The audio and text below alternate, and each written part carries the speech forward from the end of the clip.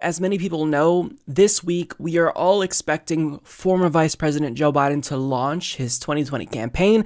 And in fact, by the time you watch this video, he may have already launched his campaign. But I want to share something, a bit of news that really speaks to how out of touch he is, because he's already launching by doing something he should absolutely avoid doing. So as Carl Bode tweets, Joe Biden's very first act as a candidate will be to hold a fundraiser hosted by Comcast's top lobbyist, David Cohen, who calls himself the company's chief diversity officer, to skirt lobbying rules.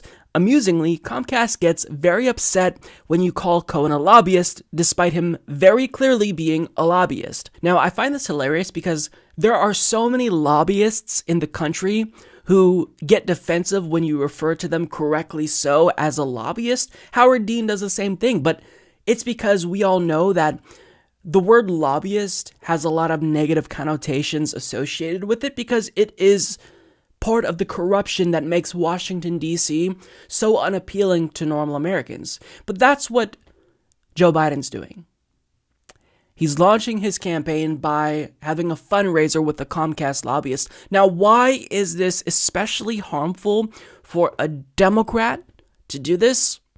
Because we are currently in the midst of the battle for net neutrality, an important battle that we are fighting like hell for. And he's getting in bed immediately with the enemy. So more details about this, as Donald Shaw of Real Sludge explains, on Thursday, after he announces he is running for president, Joe Biden will headline a fundraiser in Philadelphia, Pennsylvania, hosted by David Cohen, Comcast's senior executive vice president, who leads the company's lobbying efforts in Washington, D.C. According to reports, Cohen's email invite for the event asks for attendees to contribute $2,800, the legal maximum towards Biden's presidential campaign. Comcast, the largest cable company in the world, has been a leading voice in the telecommunication industry's efforts to oppose net neutrality rules, spending millions on lobbying against laws at the federal and state levels that would prohibit internet service providers from giving priority treatment to certain types of traffic, such as content produced by ISPs or their corporate partners. The federal government is currently deadlocked on net neutrality. The Democrat-controlled House of Representatives recently voted in favor of restoring net neutrality rules, but the Republicans who control the Senate, as well as the Federal Communications Commission, led by former Verizon attorney Ajit Pai, are staunchly opposed to enforcing net neutrality through laws or regulations. The Democrats' next chance to enact net neutrality won't come until at least after the 2020 elections, when the balance of power in Congress and the White House may be reshuffled. If Biden were to be elected president, it's not certain that Democrats and net neutrality backers would have support from the White House. Now, it may seem counterintuitive to think that Joe Biden wouldn't deliver us net neutrality after he came from Obama's administration, who secured Title II for us, but you've got to go back and remember what happened back in 2015 and 2014. So when Barack Obama appointed Tom Wheeler as FCC chair, Tom Wheeler came from the industry. He was a Comcast lobbyist who originally was trying to destroy net neutrality. He said, we're not going to allow internet service providers to block and throttle content, but maybe we should allow them to set up fast lanes. So if Netflix, for example, pays Comcast $100 million per year, then they get faster internet speeds. So that's what he was pushing for. And then grassroots activists essentially forced him to reverse course. And then since there was so much pressure put on Obama's administration, he was forced to come out and say, I don't think that we should be doing this. Fast lanes is essentially a way to destroy net neutrality. And then Tom Wheeler basically had no choice. He had to follow what the sitting president wanted. But Joe Biden, for the most part, I'm not so sure that he would be as open to reversing course as Obama, because he's been a long-time skeptic of net neutrality.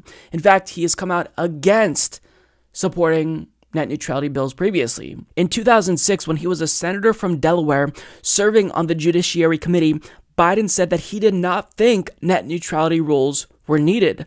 Quote, Biden indicated that no preemptive laws were necessary because if violations do happen, such a public outcry will develop that the chairman will be required to hold this meeting in this largest room in the Capitol, and there will be lines wandering all the way down to the White House, CNET reported. In 2007, Biden declined to co-sponsor the Internet Freedom Preservation Act, a bipartisan bill that would have amended the Communications Act of 1934 to include net neutrality protections.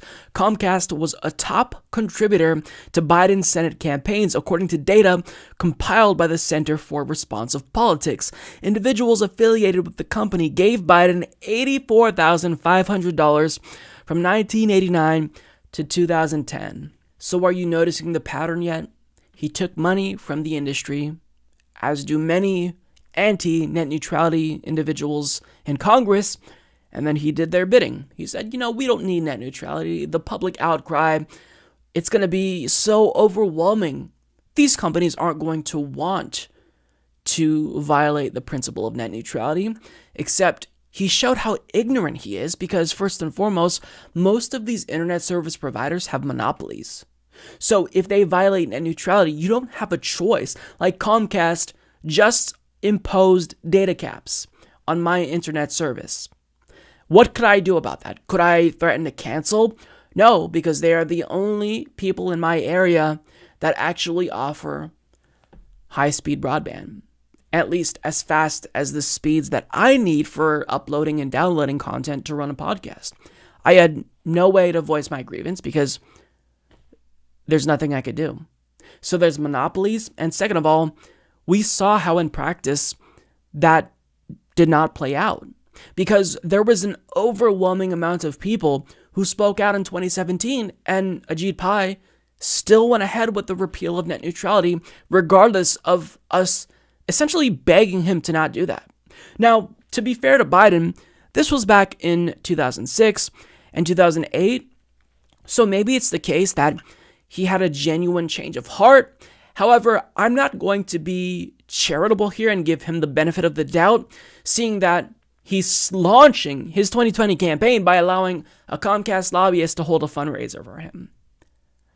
So, essentially the bare minimum, what's expected of a Democratic Party presidential candidate supporting net neutrality, something that even the most corporate Democrats in the House, Nancy Pelosi, Chuck Schumer in the Senate support, we can't be sure that Joe Biden will support that policy. He is so out of touch. I don't even understand why he thinks he should run. I get that he feels emboldened to run because he's pulling ahead of everyone else, but I really think that once people realize how out of touch Joe Biden is, once the nostalgia fades away, and once they take off those rose-colored glasses and they realize, those warm and fuzzy feelings I felt about Biden because I associated him with the Obama era, it was bullshit, I think he's going to fail. Like, for me, when I go back and I play these old video games that I feel nostalgic about, I realize, wow, these don't really, stand the test of time. The graphics are a little bit too bad for my liking. The gameplay isn't as good as I remembered it. And you kind of see it for what it is. I don't want to go backwards. I want to go forward. That's what I hope voters, realize with Joe Biden. But we'll have to wait and see. But this is an awful sign. One of the easiest positions to take as a Democrat, Joe Biden is presumably not taking. Mike is a total loser, so don't hit the subscribe button, okay? And whatever you do, folks, do not hit the notification bell either. Mike treats me so unfairly.